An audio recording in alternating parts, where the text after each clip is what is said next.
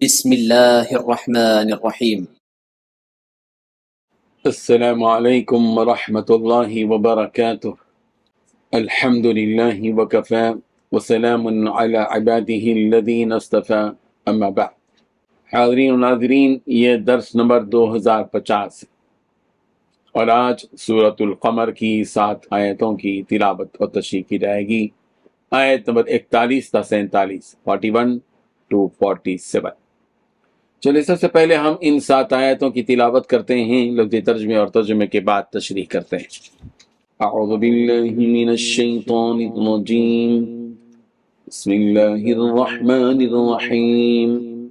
وَلَقَدْ جَاءَ آلَ فِرْعَوْنَ النُّذُرُ كَذَّبُوا بِآيَاتِنَا كُلِّهَا فَأَخَذْنَاهُمْ أَخْذَ عَزِيزٍ مُقْتَدِرٍ أَكُفَّارُكُمْ خَيْرٌ مِّنْ أُولَئِكُمْ أَمْ لَكُمْ بَرَاءَةٌ فِي الزُّبُرِ أَمْ يَقُولُونَ نَحْنُ جَمِيعٌ مُّنتَصِرٌ سَيُهْزَمُ الْجَمْعُ وَيُوَلُّونَ الدُّبُرَ بَلِ السَّاعَةُ مَوْعِدُهُمْ وَالسَّاعَةُ أَدْهَىٰ وَأَمَرُّ إِنَّ الْمُجْرِمِينَ فِي ضَلَالٍ وَسُعُرٍ۔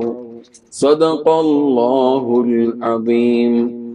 لفظی ترجمہ یوں ہیں، بلقد اور البتہ تحقیق، جاء آئے تھے، آل فرعون آل فرعون کے پاس، النذر ڈرانے والے، کذبوا انہوں نے تکذیب کی، بھی آیاتنا ہماری نشانیوں کی، کلیہا سب کی، فاخذناہم تو ہم نے پکڑا ان کو، اخذ عزیز مقتدر ایک زبردست قدرت والے کے پکڑ میں۔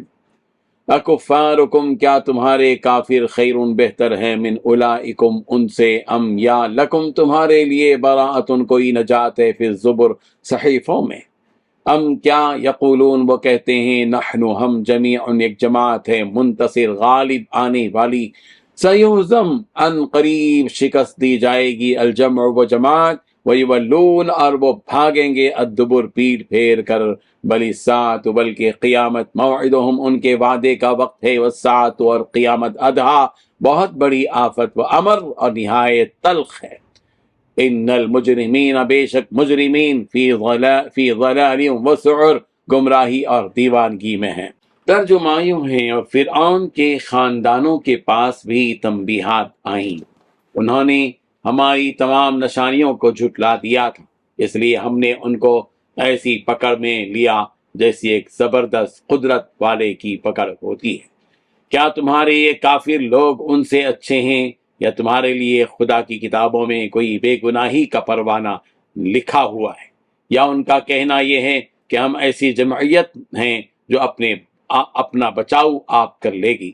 حقیقت تو یہ ہے کہ اس جمعیت کو عن قریب شکست ہو جائے گی اور یہ سب پیٹ پھیر کر بھاگیں گے۔ یہی نہیں بلکہ ان کے اصل وعدے کا وقت تو قیامت ہے، اور قیامت اور زیادہ مصیبت اور کہیں زیادہ کڑوی ہوگی، اور حقیقت یہ ہے کہ مجرم لوگ بڑی گمراہی اور بے عقلی میں پڑے ہوئے ہیں۔ ان 7 آیتوں میں 10 باتیں بیان کی گئی ہیں۔ پہلی بات، فرعون کے خاندان کے پاس بھی تنبیہات آئیں۔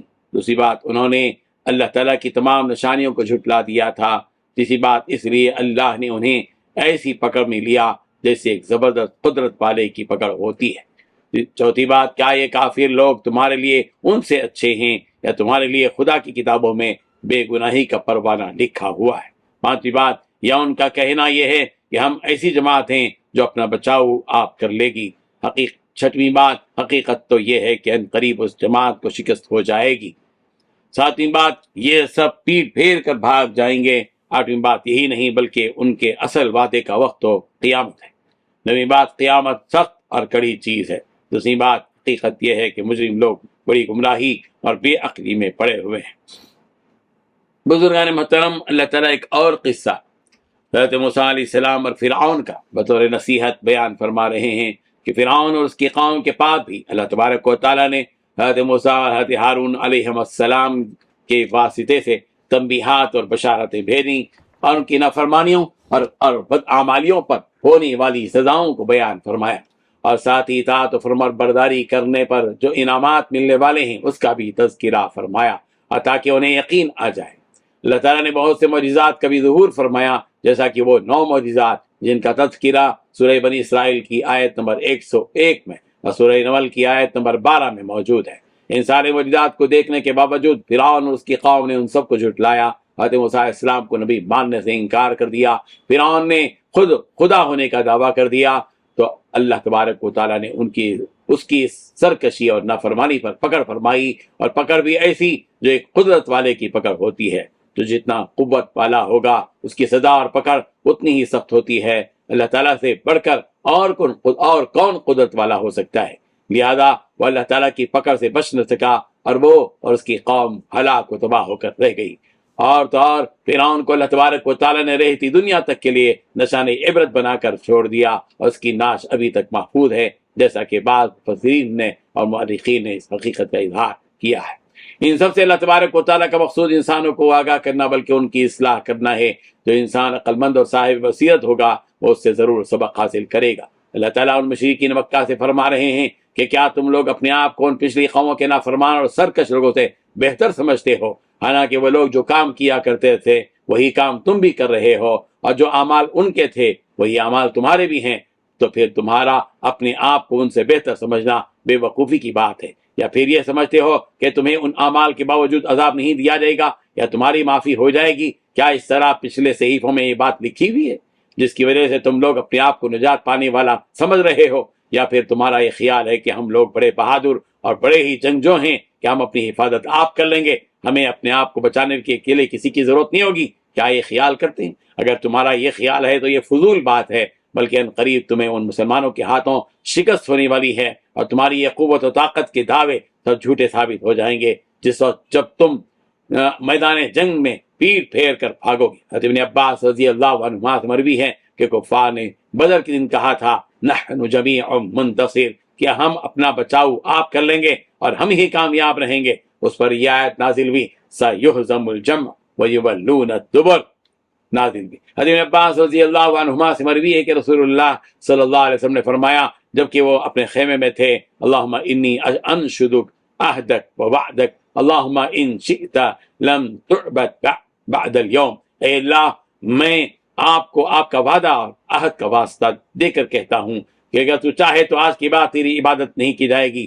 اس پر حضرت ابوبکر صدیق رضی اللہ عنہ نے آپ کا ہاتھ تھام لیا، فرمایا کہ اللہ کے رسول بس کیجیے، آپ نے اللہ کی بارگاہ میں الہا کی انتہا کر دی ہے۔ جبکہ وہ زرہ پہنے ہوئے تھے تو یہ پڑھتے ہوئے اب باہر آئے سیہزم الجمع ویولون الدبر بل الساعة موعدهم والساعة ادہا وامر۔